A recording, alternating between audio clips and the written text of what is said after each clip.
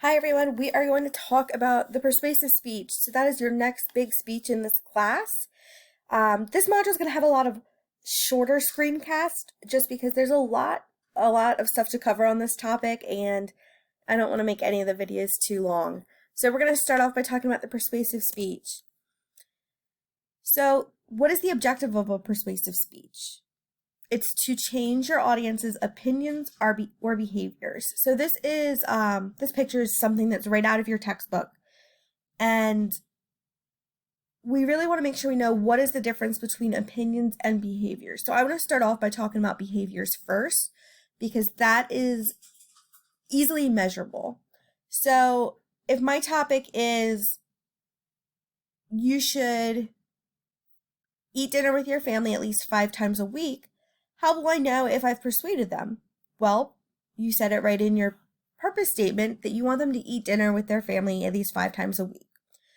The second example, buying a Japanese-made car. That word buy tells exactly what you want to do. That is a measurable, actionable behavior. And the last one, stop eating meat.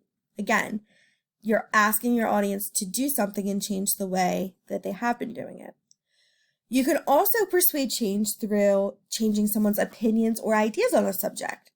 So your family is more important than your job. I'm not asking them to do something like eat dinner with their family 5 times a week, but making them change their opinion that their family is more important. The second one, Japan still makes the best automobiles.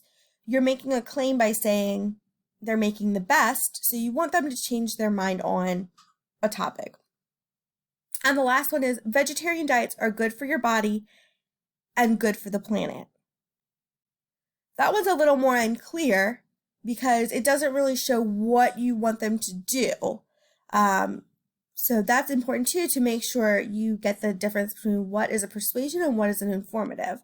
To make this even more clear, I would say something like, if you're struggling with high blood pressure, vegetarian diets is a good way for your body to change for the good of the planet. Something like that. But make sure it's measurable by changing an audience's opinions or their behaviors. So when it comes to picking out a topic for this, I want you to still be picking something that's socially relevant today. One that just makes it a lot more interesting. Two, it gives you some better references and resources to be able to use and pull from. But I also want your topic to really include an emotional element.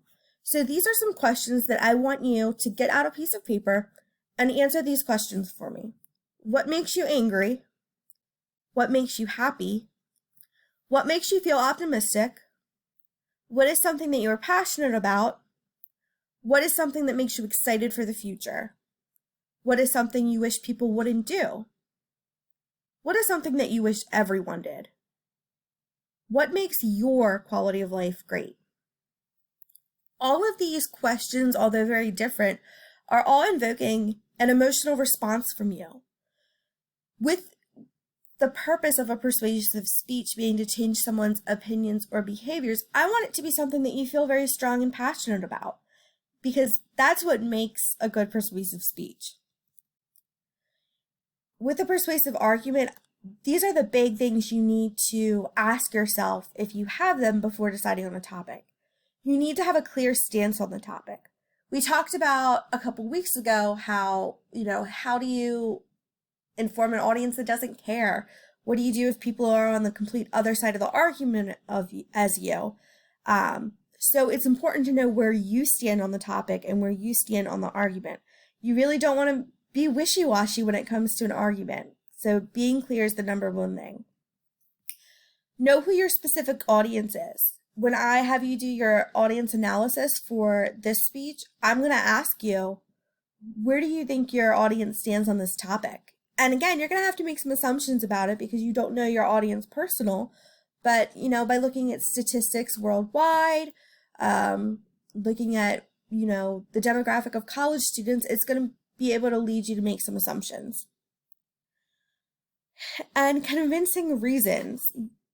With anything, you need to have the support from research, But again, in a persuasive argument where there are people that definitely are on the other side of your argument, you need to be able to give them convincing research that proves your claim that you're saying.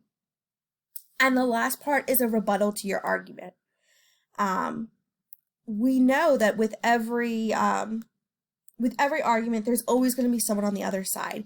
Even if you said the sky is blue, there's going to be someone that disagrees with you. So you need to recognize that opinion. Good speeches show what the other side of the argument is, and it helps create some common ground when you're working with them. So I am going to also tag at the bottom of this a YouTube video I want you to watch that goes over the elements of the persuasive argument and is actually where I got this. They call it CAR with 2 R's to help you remember it. So go ahead and watch that video next because it really nails on everything we just talked about.